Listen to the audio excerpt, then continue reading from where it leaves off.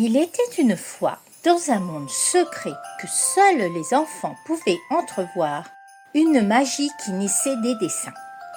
Chaque fois qu'un enfant dessinait un lutin, un petit être magique pouvait prendre vie dans l'univers.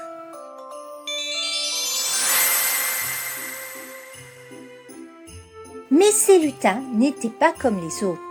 Ils étaient nés des rêves des enfants, de leur espoir, de leurs petites histoires et de leurs souhaits.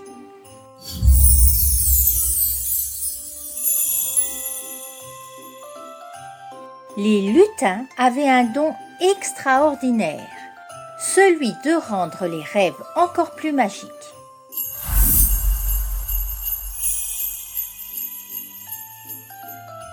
Et chaque lutin avait un lien unique avec l'enfant qu'il avait dessiné. Selon les désirs et les rêves de l'enfant, certains lutins étaient joyeux et curieux.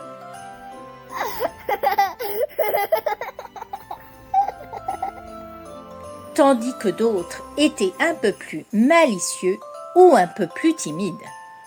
Tous, cependant, avaient une mission, apporter la magie et l'espoir aux enfants et aux adultes aussi, ceux qui avaient grandi et oublié la magie de l'enfance. Ces lutins ne demeuraient pas dans leur lieu de naissance. Ils rejoignaient le pôle Nord, un endroit enchanté où le Père Noël et ses compagnons les attendaient.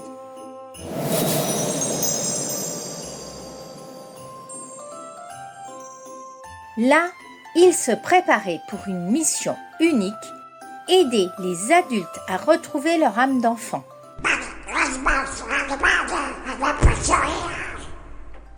Car les lutins savent qu'en grandissant, on oublie parfois la magie des souvenirs et des rêves de jeunesse, et ils sont là pour la raviver.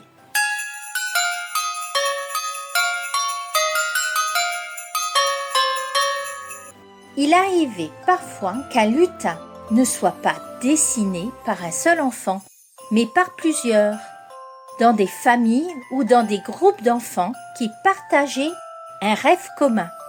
Lorsqu'un lutin était dessiné par plusieurs enfants, il portait en lui la magie des différents rêves et souhaits de chacun d'eux. Ces lutins étaient particulièrement puissants, car ils avaient la capacité de voyager entre différentes maisons, dans différentes régions et même dans différentes cultures. Dans les familles où plusieurs enfants dessinaient ensemble, le lutin avait un lien particulier avec la famille. Il rendait visite à chaque enfant à tour de rôle, apportant la magie des fêtes et ravivant l'âme d'enfant de chaque membre de la famille.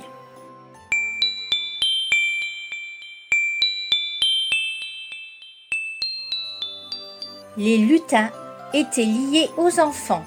Ils veillaient sur eux et les aidaient à grandir tout en préservant cette petite étincelle magique de l'enfance. Jingle bells, jingle all the way. Oh, what fun it is to ride in a one-horse open sleigh. Un jour d'hiver, alors que les rues étaient couvertes de neige et que les lumières de Noël brillaient dans chaque maison, une petite fille nommée Patricia attendait patiemment dans la cuisine. Sa maman était occupée à préparer les gâteaux de Noël et elle, bien qu'excitée, n'arrêtait pas de regarder l'horloge. Les biscuits n'étaient pas encore cuits et elle ne pouvait s'empêcher de penser à quel point elle avait hâte de goûter ces douceurs. Pour occuper sa fille et la faire patienter, la maman de Patricia lui donna une feuille blanche et des crayons. « Pourquoi ne ferais-tu pas un joli dessin pendant que les gâteaux cuisent ?» lui proposa-t-elle. Patricia, impatiente de goûter les gâteaux mais aussi très créative, s'installa à la table avec ses crayons et se mit à dessiner un lutin. Avec ses petits doigts, elle esquissa rapidement un lutin au collant rayé bleu un bonnet jaune et une veste verte. Ce n'était pas le dessin le plus soigné, mais il avait quelque chose de magique. Patricia le regarda fièrement, tout en gardant un œil sur le four, guettant le signal que les gâteaux étaient presque prêts. Enfin, la maman de Patricia sortit les biscuits dorés du four et toute la famille se réunit pour goûter ces délicieuses douceurs. Mais dans cette ambiance joyeuse, personne ne remarqua que le dessin de Patricia s'était échappé de la table et s'était glissé entre la porte et le mur à l'abri des regards. La nuit tomba doucement sur la maison et tout le monde se coucha, inconscient de la magie qui allait se produire. Dans le silence de la nuit, un éclat lumineux traversa la pièce. Le dessin, tout comme le lutin qu'il représentait, se leva lentement, comme si la magie l'animait. Le petit lutin, tout juste né, se retrouva enfin hors du dessin, debout dans la pièce sombre, tout en observant autour de lui avec des yeux émerveillés. Il tenta de reprendre ses esprits, tout en cherchant à comprendre ce qui venait de se passer. Puis, à cet instant précis, un éclat lumineux frappait la pièce, emportant avec lui le lutin et le dessin dans un tourbillon d'éclats.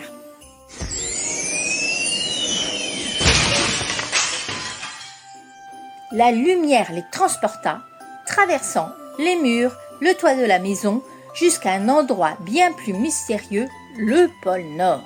Là, dans le froid scintillant du pôle Nord, un lieu enchanté où les lutins vivaient, le lutin nouvellement né se retrouva devant la porte du Père Noël.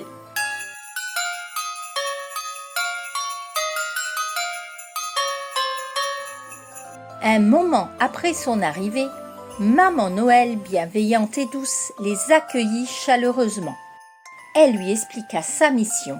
Il allait devoir se rendre chez l'enfant qu'il avait dessiné pour lui apporter, dans un premier temps, la magie du Noël à venir et, dans un second temps, raviver la joie et l'imagination de cet enfant devenu adulte.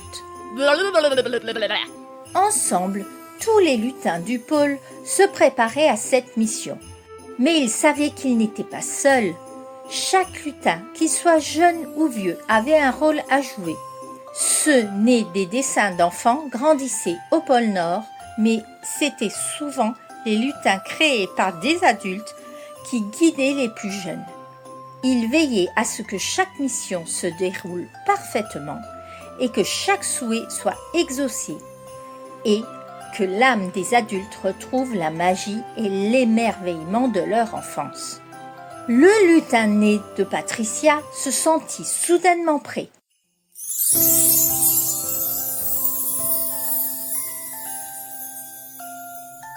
Il savait qu'il avait une mission importante, apporter de la magie dans la vie de Patricia et plus tard veiller à ce que ses rêves d'enfant ne s'éteignent jamais, même lorsqu'elle deviendrait grande.